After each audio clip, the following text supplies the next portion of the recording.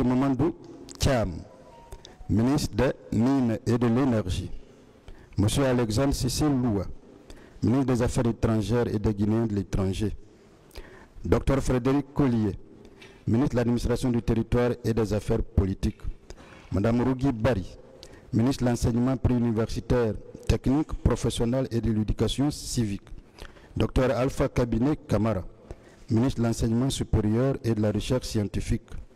Dr Abdourahmane Sano, ministre de l'Agriculture et de l'Élevage. Commandant Mamadou Korka Diallo, ministre du Commerce, de l'Industrie et des PME. Monsieur Papa Koli Kourma, ministre de l'Environnement et du Développement durable. Colonel Mathurin Bangoura, ministre des Télécommunications et des Nouvelles Technologies de l'Information. Monsieur Raymond Ounutide, ministre de la Pêche et de l'Aquaculture. Madame Djemé Saïfon Diallo, ministre de la Coopération et de l'Intégration africaine. Docteur Alpha Diallo, ministre du Travail, de la Réforme administrative et de la Fonction publique. Colonel Chérif Diaby, ministre de la Santé et de l'Hygiène publique. Monsieur Mamadi Kaba, ministre des Transports. Docteur Léonie Koulibaly, ministre du Tourisme, de l'Hôtellerie et de l'Artisanat. Monsieur Joseph Kandouno, ministre des Audits, de la Transparence et de la Bonne Gouvernance. Madame Hadja Makoura Sila, ministre de la Promotion féminine et de l'Enfance. Monsieur Justin Morel, ministre de l'Information et de la Culture. Monsieur Fodeba Istokera, ministre de la Jeunesse et des Sports. Monsieur le Président, vous avez vu cette liste. Je vais juste prendre 4 exemples. Monsieur Justin Morel Junior, ministre de l'Information et de la Culture. Vous, Président, parce que vous ne pouviez pas faire tout, exercer toutes ces attributions pour le bien du pays, vous aviez délégué à M. Justin Morel, à l'époque des faits, pouvoir de gérer pour le bien de la nation, comme vous l'avez dit, pour le bien des populations, donc des manifestants qui sont allés au stade, tout ce qui est lié à l'information et à la culture en Guinée. Est-ce que c'est à vous de rendre compte devant des autorités, à quelque niveau que ce soit, de ce qui est lié à l'information et à la culture en Guinée? Non. Non, n'est-ce pas? Autre exemple. Monsieur Fodeba Istokera, ministre de la Jeunesse, des Sports, de la Promotion des Jeunes.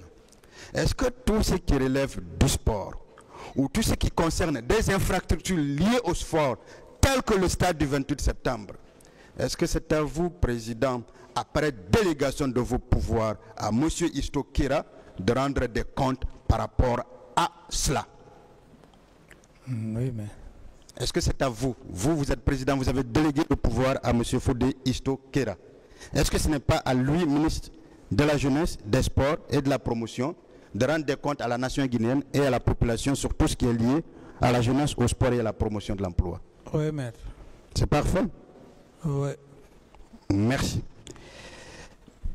Autre exemple, par rapport à la sécurité des Guinéens, par rapport des personnes, par rapport à la sécurité des biens. Monsieur, le général Toto était le ministre de la Sécurité et de la Protection civile, n'est-ce pas? Oui, maître. Est-ce que ce n'est pas à lui la personne la mieux placée à qui on devrait demander, dans un premier temps, tout ce qui est lié à la sécurité des Guinéens et de leurs biens en République de Guinée? Oui, maître. Est-ce que ce n'est pas à lui on devrait demander tout ce qui intéresse la protection des personnes et des biens en Guinée? Oui, maître. Dernier exemple. Général Sekouba Konaté, ministre à la chargé de la défense nationale. Est-ce que ce n'est pas lui le responsable, le premier responsable des forces de défense en République de Guinée? Oui, maître. Est-ce que les militaires, à quelque niveau que ce soit, qu'ils soient gendarmes dans les camps ou à la présidence, n'ont pas pour premier responsable, en ce qui vous concerne, le général Sekouba Konaté? Tout à fait, maître. Alors, si des événements concernent l'armée, est-ce que c'est à vous qu'on doit demander des explications? Est-ce que ce n'est pas au ministre de la Défense? Tout à fait. Vous savez, je vous ai demandé que la délégation de pouvoir en droit pénal était un mode exonératoire de responsabilité pénale. Parce que les premières personnes qui doivent être vues, ce sont vos ministres à qui vous avez délégué le pouvoir, n'est-ce pas? Oui, maître. Parfait. Mais ça ne vous dit rien que M. Diaby, colonel Diaby, qui soit ministre de la République, dise ici que pour tout ce qui relève de la santé, de l'hygiène publique, quand je dis santé, le président d'Addis a fait ce que moi, son délégué, a demandé. C'est lui votre seul interlocuteur, n'est-ce pas? Oui, maître. Mais lui, il dit que vous avez fait exactement ce qu'il vous a demandé. Mais ça ne vous dit rien que l'on veuille faire comprendre que vous n'avez rien fait en ce domaine. Est-ce que ce n'est pas, comme je l'ai dit ici la dernière fois, qu'on veuille chercher des poux Question, sur... maître, s'il vous plaît. Je dis, est-ce que, monsieur le Président, vous comprenez déjà, est-ce que ce n'est pas, comme je l'ai dit la dernière fois, qu'on veuille chercher des poux sur un crâne rasé? Je parle de votre crâne, même s'il n'est pas rasé. Oui, tout à fait, maître. Parfait. On va y arriver sur les faits. Quand on va aller là. Mais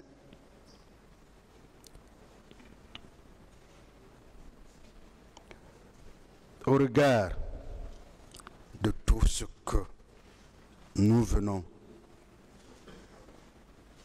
de dire, au regard des déclarations que vous venez de faire suite à mes questions, au regard de la liste que j'ai produite des membres du gouvernement, vous ne pensez pas que plusieurs questions vous sont posées à tort alors qu'elles devraient être adressées à vos ministres? Oui, maître. Si vous avez des difficultés, par exemple, de les répondre, est-ce que ce n'est même pas une logique, cela? Tout à fait. Parce que vous n'êtes pas la personne qui doit être à l'avant-garde pour donner de telles réponses. C'est bien cela? Tout à fait, oui. Vous ne trouvez pas que c'est un acharnement contre vous? Je répète, en confrère, vous ne trouvez pas que c'est un acharnement contre vous? Oui, coûte que coûte, goutte que coûte. Parfait. Est-ce qu'un ancien chef d'État qui a autant montré sa volonté, nous avons commencé par cela, autant montré sa bonne foi avec des écrits, doit être traité de la sorte? Ça dépend du contexte, maître. Heureusement que le tribunal est là d'ailleurs pour veiller sur tous vos droits depuis le début. Dans le même registre, Monsieur le Président Dadis, je veux qu'on parle de la réalité de votre pouvoir. C'est important qu'on le sache. Mais avant, votre régime, confirmez-vous que c'était un régime militaire? Oui, maître. Un régime de transition? Oui, maître. Un régime d'exception? Oui, maître. Vous vous rappelez votre premier communiqué? Le premier communiqué du CNDD avait suspendu la Constitution, n'est-ce pas? Oui, maître. Vous savez, en lisant ces membres du gouvernement, je comprends pourquoi colonel Claude Pivy avait dit qu'il était membre du gouvernement. Effectivement, il était membre du gouvernement. La Constitution était suspendue. Oui, maître. Parfait. Nous étions donc dans un régime d'exception. Je voudrais que nous parlions de cette réalité du pouvoir. Pour ne pas que l'on pense peut-être, comme l'ont dit certains ici, quel genre de président étiez-vous? Des questions. Je vais avancer, Monsieur le Président, merci. Dites-moi,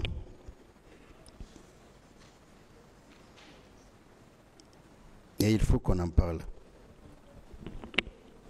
quels sont ou quels étaient vos rapports avec le général Sekouba? Pourquoi vous lui avez fait tant confiance?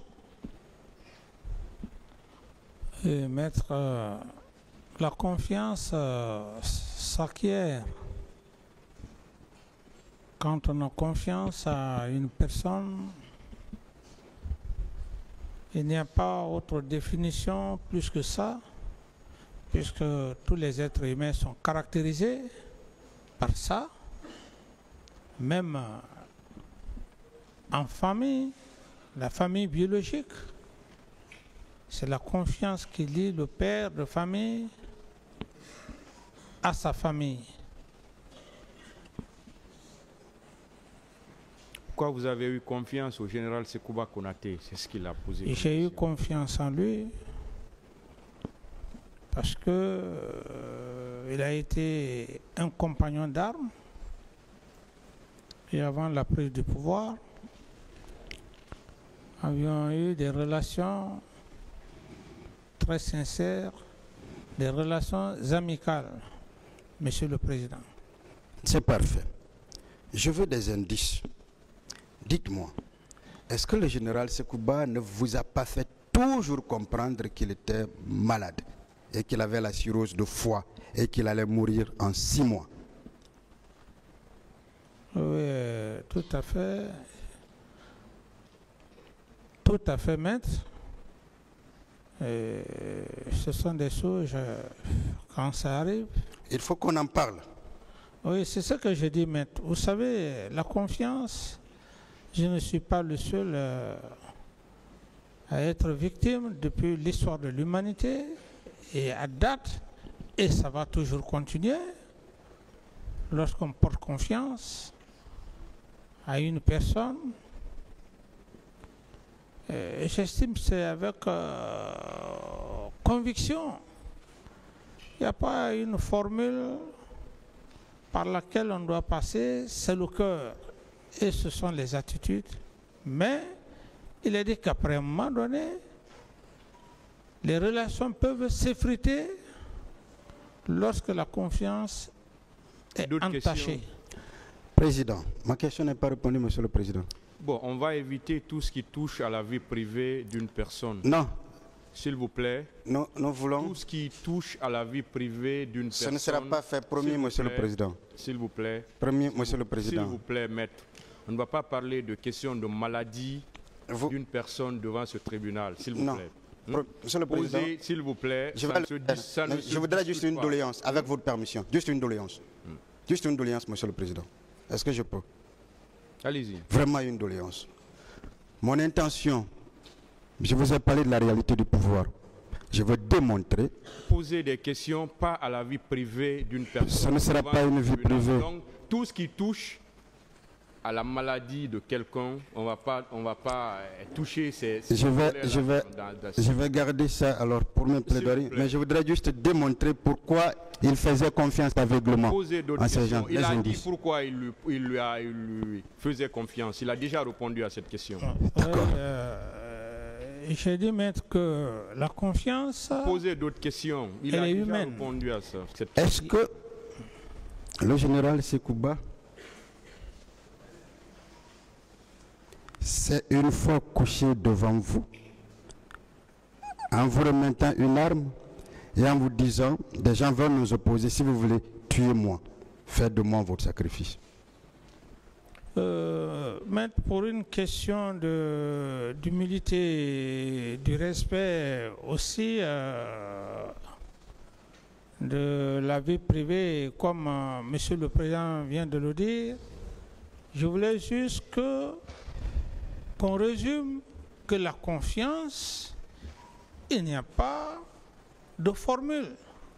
Encore plus d'exemples. Les amitiés qui se créent, c'est sur la base de confiance. Maintenant, dans cette confiance, il y a plusieurs formes, plusieurs manières de prouver toujours que l'intéressé, vos relations sont sincères. Mais si on se met effectivement à faire des détails, j'estime, maître, ça me gênerait. Parfait, je fais comme le président a dit. Alors, heureusement que vous-même vous avez compris. Votre conseil, il insiste. Voilà. C'est parfait. On va avancer. Et je veux alors, pourquoi aussi vous faisiez, est-ce que vous aviez confiance en votre aide de camp? C'est ce que j'ai dit, maître. J'ai dit, Monsieur Boubacar Diakité. Tout à fait. J'ai eu confiance en lui. Si ce n'est pas cet événement qui s'est passé, j'ai dit haut et fort. Et je crois que l'armée guinéenne en sait mieux. Une confiance, je l'ai mis au-dessus de tout. J'avais énormément confiance. Et donc, je ne peux pas rentrer dans les détails parce qu'on est des êtres humains. Mais vous lui avez fait confiance jusqu'au 3 décembre, malgré la méfiance qui s'est installée après le 28 décembre 2009. Non, pas... la confiance, c'est effrité dès après les événements du 28 septembre, du même nom. C'est pourquoi, maître, j'ai dit encore que je réitère, je ne veux pas prendre des exemples, même dans une famille. Tous les êtres humains, peut-être si on veut aller même dans le cadre de nos familles, on n'est pas Dieu de savoir dans une famille ce qui peut arriver. Vous pouvez avoir confiance à un élément de votre famille ou tout au moins à une personne que vous ne pouvez pas penser un seul jour qu'il peut trahir votre confiance. Ça, c'est seul Dieu qui a ce pouvoir. C'est seul Dieu qui a ce pouvoir. Mais les êtres humains que nous sommes, aucune personne ne peut dire au moment où il fait confiance à une personne et que cette personne peut trahir la confiance. D'autres questions?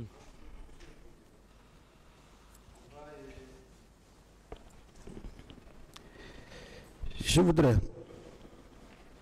toujours dans le chapeau, on a entendu presque toutes les parties vous dire pourquoi vous n'avez pas arrêté, pourquoi vous n'aviez pas suspendu tel ou tel.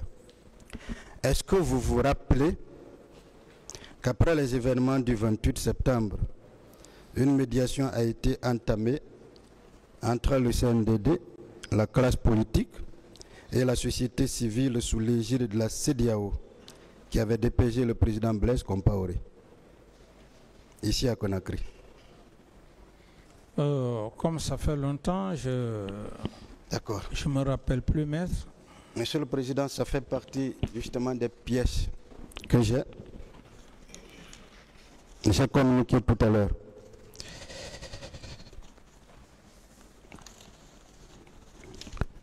Voici le test qui avait été pris à l'époque.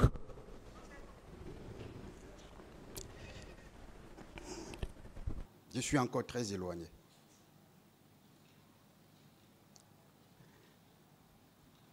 Au moins, on est sûr ici que M. Baouri, membre du comité, président du comité d'organisation de la manifestation, n'a pas respecté les délibérations de l'Assemblée des forces vives en se retrouvant à l'enceinte du stade.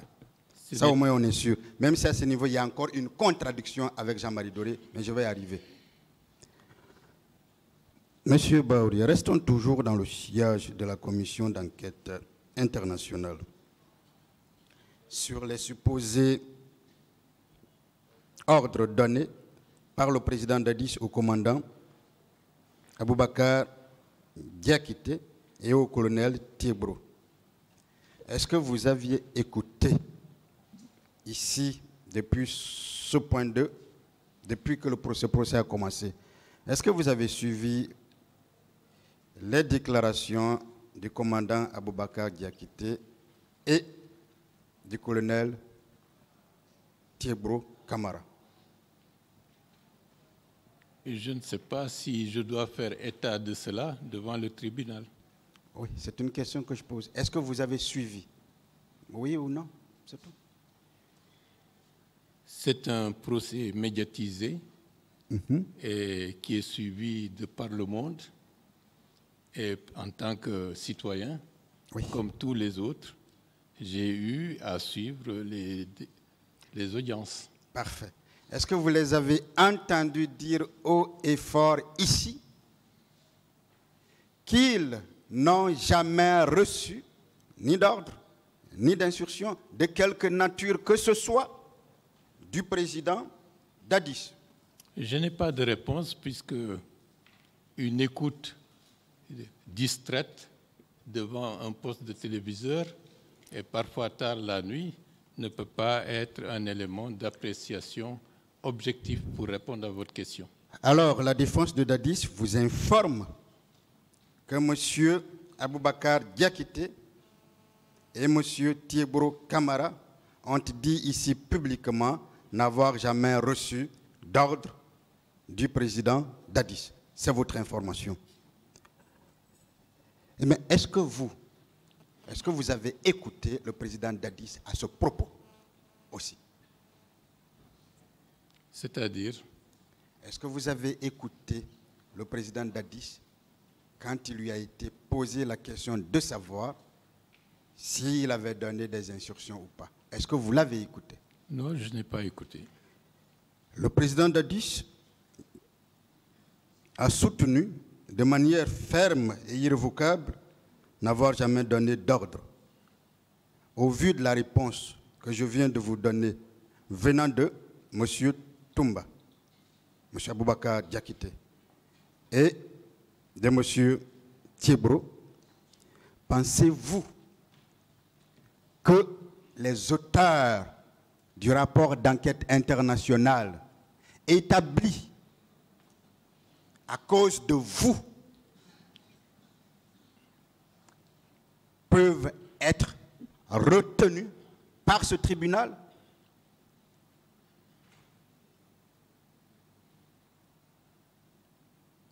C'est un rapport d'un comité très vaste, très large, et qui a bénéficié d'informations assez fouillées. Je ne suis pas en mesure d'infirmer un rapport de la commission d'enquête internationale. Est-ce que de manière générale, on peut être plus royaliste que le roi? Le roi ici ou les rois ici sont colonel Thiebro Camara et commandant Abou Bakar Camara, qui indique clairement n'avoir jamais reçu d'ordre. Est-ce qu'on peut être plus royaliste que cela? Puisque malgré ça, la partie civile tente toujours de démontrer que ces éléments-là, que l'ordre a existé. Vous, en tant que partie civile, voilà pourquoi je vous pose ces questions. Je ne suis pas compétent pour répondre à cette question. Parfait. Au moins sur la question, vous pouvez dire que M. Dadis dit la vérité? Je ne peux pas répondre à cette question. Est-ce que ce n'est pas la preuve éloquente, puisque ces audiences sont publiques,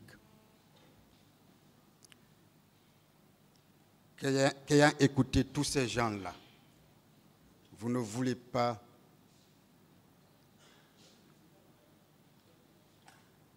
clairement aider ce tribunal, ne serait-ce qu'en vous prononçant sur ces choses aussi élémentaires, le béaba? Ce serait me donner un trop grand pouvoir que je n'ai pas, et je n'ai pas la prétention de tout connaître, et la raison pour laquelle on est devant le tribunal qui pourra, en fonction des informations, des écoutes, rétablir les responsabilités et dire le droit. D'accord.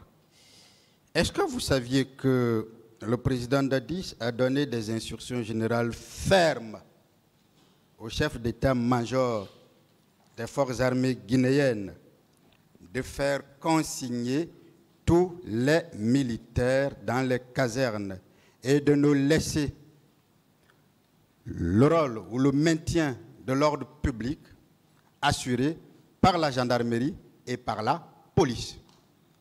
Est-ce que vous le saviez? J'ai entendu le dire, mais le 28 septembre, on a vu des militaires dans nos rues, dans le stade, avec des armes de guerre, agresser de pauvres citoyens qui n'étaient pas du tout armés et qui n'étaient pas là pour se battre, mais tout simplement pour exprimer une requête politique. Je suis satisfait de votre réponse. Parce que, au moins, est-ce que ça veut dire que malgré ces instructions fermes du président, certaines personnes, certains militaires ont désobéi pour être là?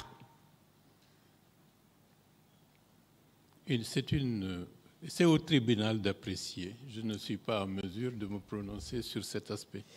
Dites-moi, quels sont les militaires que vous avez rencontrés au stade, que vous avez reconnus?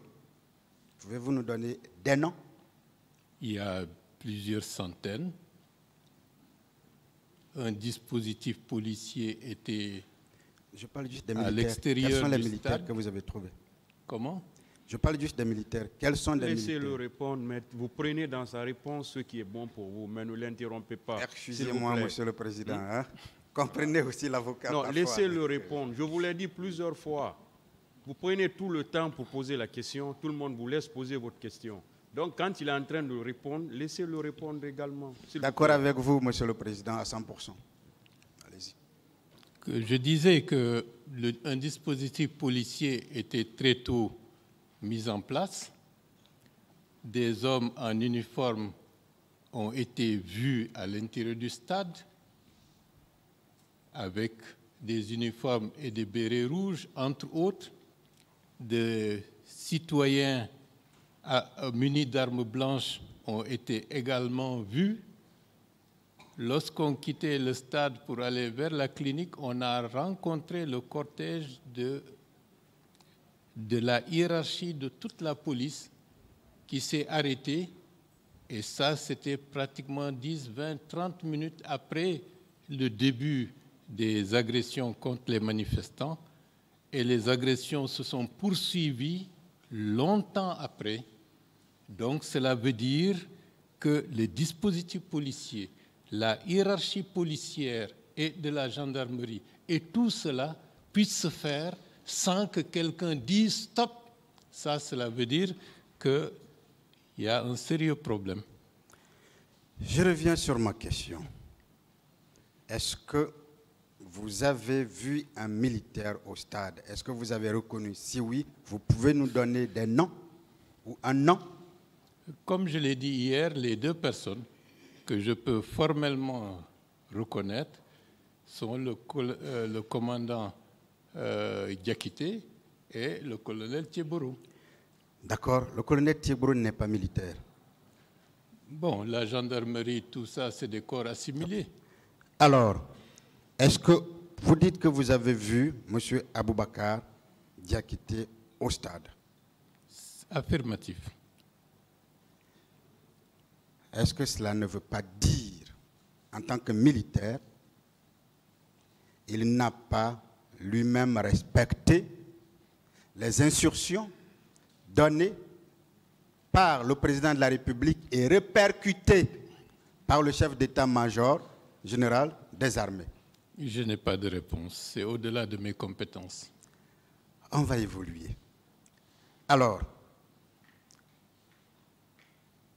puisque vous avez anticipé en parlant d'un dispositif sécuritaire composé de policiers et de gendarmes, est-ce que vous saviez au moins, vous êtes un homme de culture, que le maintien d'ordre n'appartient qu'à la gendarmerie et à la police dans un pays et que c'est un rôle régalien qui leur est dévolu? Il y a 3 étapes dans le cadre du maintien d'ordre. La première, c'est la mission dévolue à la police. La deuxième, à la gendarmerie. La troisième, lorsque la situation devient incontrôlable, aux forces militaires. Et lorsque des forces militaires sont intervenues dans le stade, il n'y avait absolument rien qui pouvait justifier l'intervention de forces militaires à l'intérieur au moment où c'était une ambiance conviviale et la sécurité de personne n'était en danger à ce moment-là. Donc le facteur d'instabilité, le facteur de violence a été occasionné par ceux qui ont porté des uniformes et d'autres qui sont venus pour perturber une manifestation purement pacifique. Je suis satisfait. Vous venez de dire au tribunal que vous avez reconnu comme militaire au stade M. Aboubakar Diakité. Vous venez de dire aussi qu'aucune situation au stade ne justifiait la présence d'un militaire. Pourquoi alors vous avez cherché hier à justifier la présence de M. Aboubakar Diakité au stade? Je n'ai pas cherché à justifier sa présence. Les circonstances ont été telles, il était là, on a constaté des faits et ce sont ces faits qu'on relate aussi bien pour le commandant Toumba Diakité que pour le colonel Thiéborou en ce qui me concerne, parce que d'autres, peut-être, ont, d'une manière ou d'une autre, été en relation avec d'autres militaires ou d'autres éléments armés qui peut-être les ont sauvés, qui peut-être les ont agressés. Donc chacun d'entre nous a une parcelle de sa propre vérité qu'il expose devant le tribunal. On va parler des autres. On va confronter vos déclarations aux déclarations des autres qui étaient avec vous. Je ne suis pas pressé. Monsieur Ba, est-ce que, en tant qu'homme de culture, connaissez le rôle d'un aide de camp. Vous êtes partie civile, c'est pour ça que je vous pose toutes ces questions. Vous n'êtes pas témoin. Ceux qui ont l'expérience d'être chef d'État, c'est eux qui sont plus habilités à connaître le rôle d'un aide de camp. Je ne le suis pas encore. Alors, la défense de Dadis vous enseigne que l'aide de camp a pour mission essentielle de s'occuper de la personne du président, mais également de l'institution incarnée par le président, parce qu'il est à la fois une personne et une institution. Ceci dit, puisque vous-même vous dites qu'aucune situation ne justifiait l'arrivée des militaires, comment un aide de camp, comment pouvez-vous expliquer un aide de camp abandonne le président de la République dont il a mission de protection, vienne sans ordre dans un stade alors même que rien ne pouvait justifier sa présence? Je n'ai pas de réponse à cette question. Monsieur Ba,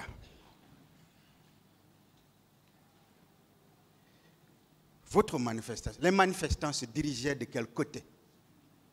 Comme je vous l'ai dit, le lieu de rassemblement, c'était l'esplanade.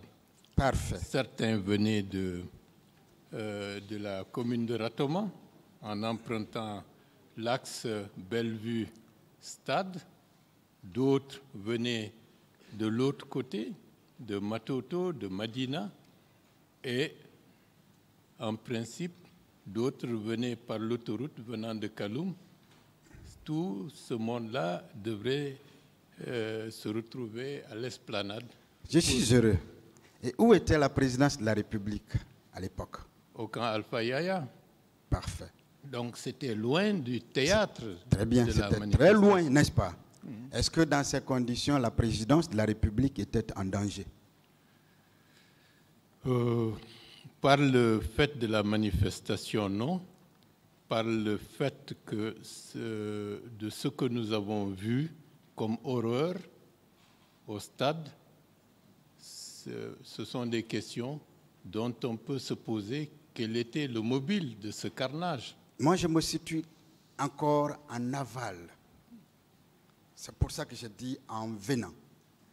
Les gens se dirigeaient vers le stade, donc le sens contraire de la présidence. Est-ce qu'une seule institution de la République était menacée? Aucune. Ce jour-là? Aucune. À notre avis, aucune.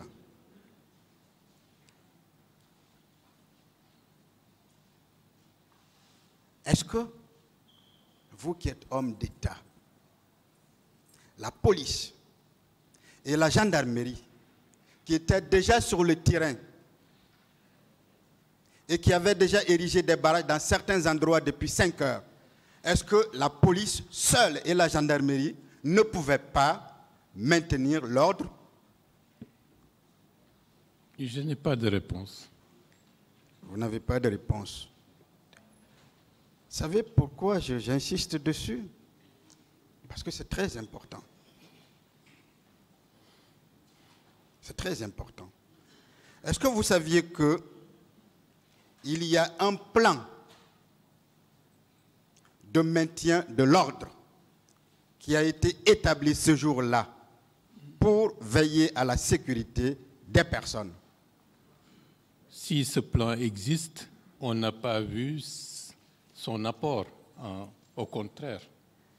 Est-ce que vous saviez que quand la gendarmerie vient et la police, des personnes qui ne sont ni gendarmes ni policiers et qui ne sont pas chargés du maintien de l'ordre public, on les appelle des intrus?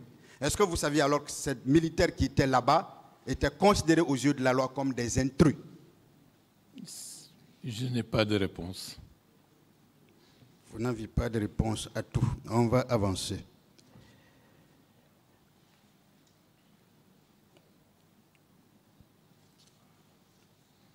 Alors,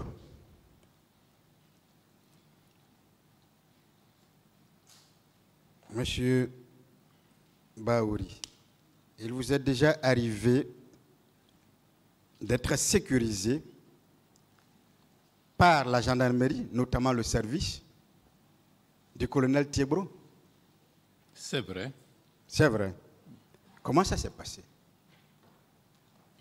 Ils ont rejoint le cortège et ils l'ont escorté jusqu'au siège à Hamdallah. Il y a eu des incidents? Aucun incident. Parfait. Le jour des événements du 28 septembre, vous avez rencontré le colonel Thiebro? Oui. Est-ce que, tenant compte ou tirant les leçons de la protection qu'il vous avait déjà accordée, ce n'est pas une faveur, hein, c'est le rôle, est-ce que vous pouviez au moins lui faire confiance ce jour-là, que lui, il pouvait réussir à vous sensibiliser, ou en vous sensibilisant, ce n'était pas contre vous, votre personne, les manifestants?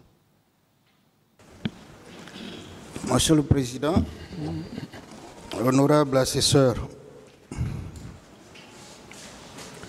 merci de me permettre de poser quelques questions au colonel Claude Pivy.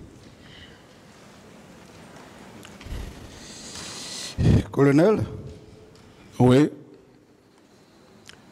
Je veux parler avec vous de 6 choses essentiellement. La première chose, je veux qu'on parle de la prise du pouvoir. La deuxième chose, je veux qu'on parle de M. Claude Pivy en tant que soldat, le soldat Pivy et le ministre Pivy. La troisième chose, je veux qu'on parle du commandant Abou Bakar Diakité, alias Toumba. La quatrième chose, je veux qu'on parle des questions qui ont été posées et qui sont directement en rapport avec le président Dadis. Ce n'était pas pour vous, même pour lui. Je veux qu'on parle du complot contre Dadis. Et enfin, je veux qu'on dise devant ce tribunal à qui a profité ce complot. Je reviens sur le premier point, la prise de pouvoir. Je voudrais qu'on en discute en détail. Dites-nous comment le pouvoir a été pris, comment les choses ont évolué jusqu'à ce que le président Dadis soit désigné comme le président. Je veux qu'on en parle en détail. Et je souhaite vraiment que vous donniez les vraies informations à ce tribunal pour éviter toute dissipation, toute confusion plutôt.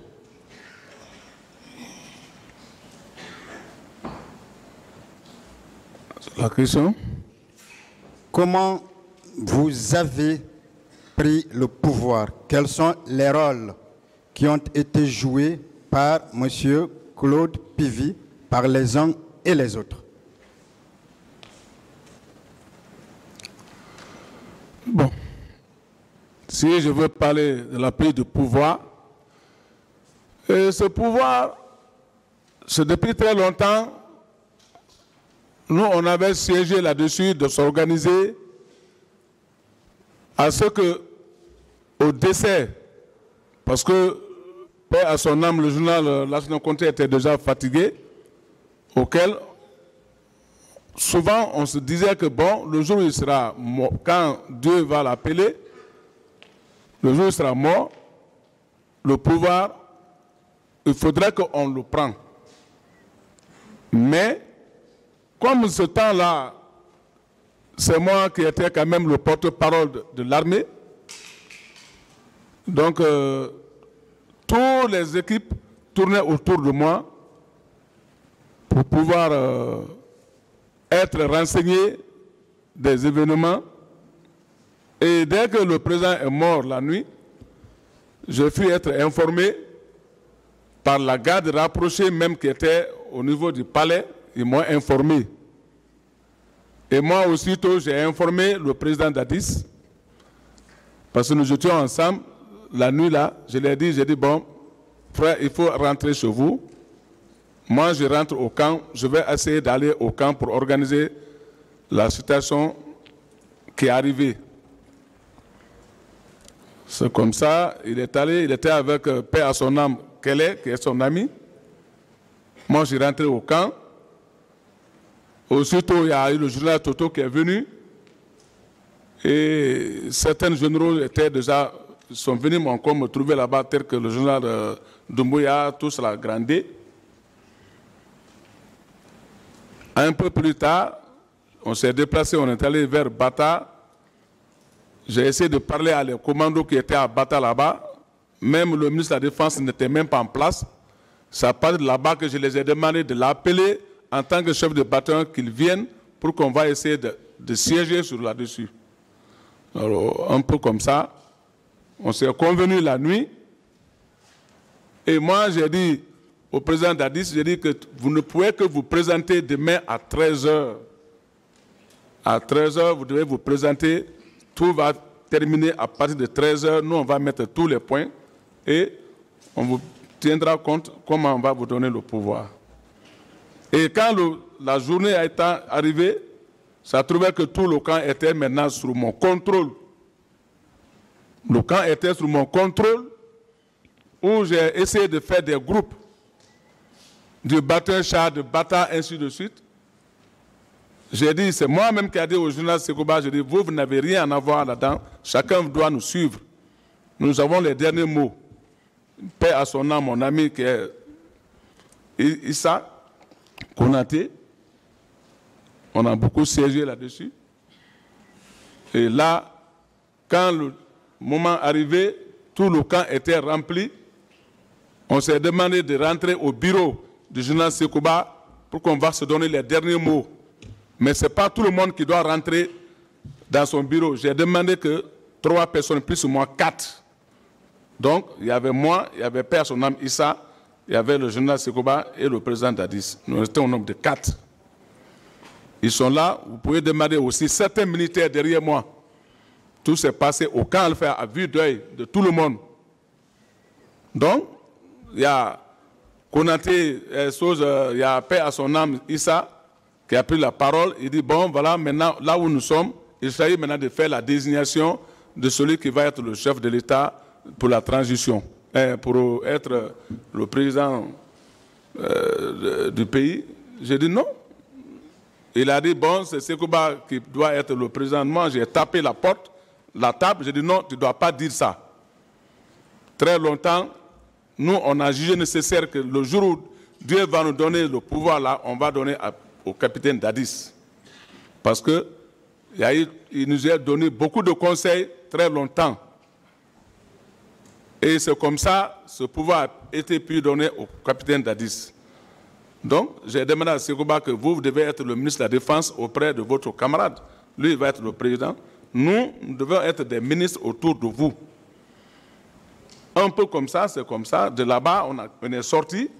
On est allé maintenant au bataillon du camp Fer, là où on a organisé maintenant les autres officiers supérieurs pour pouvoir organiser ce qu'on appelle le CNDD, c'est-à-dire les membres du CNDD, c'est-à-dire le général Toto, ainsi de suite.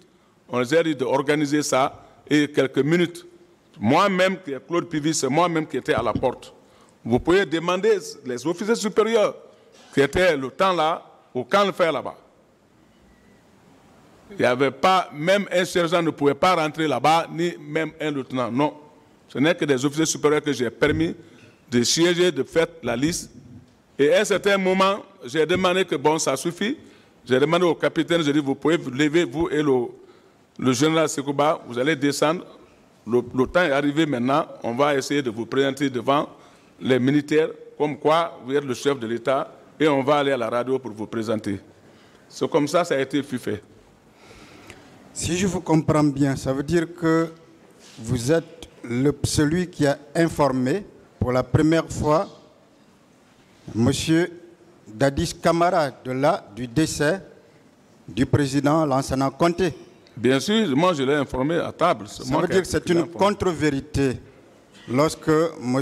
Toumba dit que c'est lui qui a murmuré à l'oreille du président Dadis. Et là, a été le premier à informer ce dernier du décès de feu général Lansana Conté. C'est bien cela? Moi, je ne peux même pas confirmer ce dernier, parce que le temps là, lui, comment il pouvait aller? Il n'était même pas en contact avec la présidence. C'est moi qui avais en contact avec la présidence. Parfait. Parfait. Vous savez pourquoi je tiens à ce qu'on en parle et on va en parler? Je suis venu de l'aéroport ce matin pour ici. J'ai beaucoup de photos qui ont été prises directement ce même jour-là. Je ne sais pas, avec la permission de Monsieur le Président, je peux lui montrer ces photos, Monsieur le Président. Les photos sont... Nous allons les imprimer sur la prise du pouvoir, le même jour même. Où sont les photos? Je les ai là. Vous pouvez les imprimer, après vous les enverrez pour lui montrer. Promis, Monsieur le Président, ce sera fait. Mais est-ce que quand même vous vous rappelez de la salle qu'on appelle amphithéâtre au camp Alpha Yaya? La salle? La salle est dénommée amphithéâtre. Bon, moi, la salle, le bureau de Sekouba, Général Sekouba, et le grand bureau au bataillon. Je parle de ce grand bureau-là. Oui, bien sûr. Où vous avez dit que vous étiez devant, où vous êtes effectivement devant. Oui. Ce jour-là. C'est moi-même qui les ai ordonnés, j'ai dit de me suivre. Ils doivent me suivre, maintenant on sort pour aller maintenant. J'ai toutes les photos prises le même jour. Mais nulle part, j'ai vu la photo de M. Aboubakar Diakité. Est-ce que cela remet en cause le fait qu'ils disent qu'il a été essentiel dans le rôle joué pendant la prise de pouvoir? Moi, c'est devant le barreau ici que moi, j'ai attendu parler que j'ai fait ça, j'ai fait ça, j'ai fait ça, alors que tout s'est passé devant les militaires guinéens. Les militaires guinéens en ont témoin. C'est parfait. Monsieur Aboubakar Diakité a dit, juste par rapport à cette prise de pouvoir, que le militaire guinéen le plus armé à l'époque était le général Sekouba. Et lui, il était le patron du Bata, c'est bien cela? Il était le chef de bataillon du Bata. Est-ce que si vous n'étiez pas aussi essentiel, aussi fort, vous pouviez prendre le pouvoir au camp Alpha Yaya en présence du militaire le plus armé et le plus craint? Est-ce que c'était possible si vous n'aviez pas été là? D'abord, avant que le général Sekouba rentre à Canfer, c'est moi qui l'a donné l'ouverture parce que j'étais le porte-parole. Quand il a quitté Massanta, c'est moi-même qui a ordonné le camp d'ouvrir le camp pour qu'il rentre. Malgré le fait qu'il soit le patron de ce camp, il a fallu vous pour qu'il rentre au camp. Le bataillon était sous mon contrôle. C'est bien ça? Bien sûr. Le bataillon était donc sous votre Tout le camp était sous mon contrôle. Est-ce que vous confirmez que le général Sekouba lui-même voulait le pouvoir? Si le général Sekouba voulait le pouvoir. Bon, moi, je ne peux pas savoir s'il voulait le pouvoir, mais il ne pouvait pas prendre le temps là, devant nous. De toutes les façons, il ne pouvait pas le prendre, n'est-ce pas? Oui. Est-ce que vous confirmez aussi que le général Toto voulait aussi le pouvoir? Bon, chacun de ceux-ci là, il voulait le pouvoir, parce que peut-être c'est des officiers supérieurs, mais ils ne se sont pas manifestés. Toujours ce jour-là, je voudrais que vous disiez publiquement qui avait humilié le général Toto. Est-ce que Marcel? Est-ce que M. Diakité? Ce jour-là, personne n'a humilié le général Toto. Ce jour-là? Ce jour-là, personne. Il l'avait humilié. Personne. Parfait. Si je vous comprends bien, donc, la décision de la prise de pouvoir a été prise entre vous, Monsieur Claude Pivy, Feu Issa, général Sekouba Konaté et le président Dadis Camara. Merci. Monsieur Aboubakar n'était même pas là. On ne le voyait même pas là-bas, le temps là. Faut pas... Mais on nous fait comprendre qu'il est allé détruire plusieurs postes de résistance. On est même allé jusqu'à penser qu'il était extraterrestre et qu'il avait juste pris sur lui un corps humain. Vous pensez que lui seul, à cette époque-là, pouvait bien mettre ou prendre 3 camps en même temps? On a fait appel à tous les camps de se rendre au camp Alpha tranquillement et chacun s'est rendu tranquillement au camp. Donc tous les responsables des différents camps étaient déjà au camp Alpha Yaya. Absolument. Donc il n'y avait pas de raison qu'un autre quitte pour aller dans un autre camp. Non. Vous savez, je vous crois. Vous savez pourquoi? Parce que si ça n'avait pas été le cas, la prise du pouvoir n'aurait pas été sans effusion de sang. Si des camps s'étaient levés contre vous, on aurait eu du sang en Guinée. Est-ce que vous pouvez au moins le dire, même si tout le monde le sait, qu'en 2008, le président Dadis a pris le pouvoir sans effusion de sang? Effectivement, il n'y a pas eu d'effusion de sang. Même le bataillon char, même le camp Alpha que on parle, chacun s'est rendu tranquillement. Et depuis le temps là, vous pouvez demander les militaires du bataillon char, leur chef, c'est eux-mêmes qui étaient dans les commissions. Ils étaient dans les commissions aussi. Alors, si on vous comprend bien, par rapport à la prise de pouvoir, si le président Dadis devrait rester redevable à quelqu'un, c'est bien à l'armée, pas à un individu bien déterminé. Bien sûr, à l'armée. Bien sûr. Si l'armée n'avait pas voulu, grâce à vous, il ne serait pas devenu président. Bien sûr.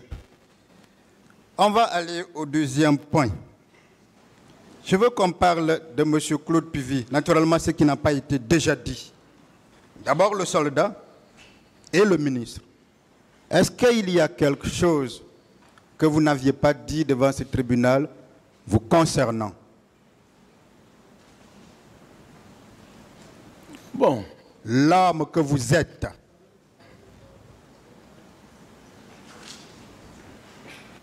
On en a parlé d'autres ici, devant ce tribunal. D'autres choses que vous avez fait pour le bien de notre pays.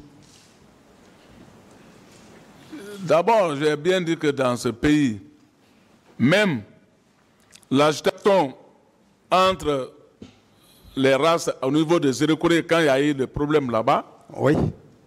C'est moi et le colonel Tebro qui a fait le déplacement ici, où nous nous sommes rendus à Zérekoré, où il y a eu plus de 200 et quelques morts. Et nous avons siégé les recherches et on a mis la paix et on a essayé de donner la main entre les citoyens de Zérekoré. Tout le monde est devenu même famille.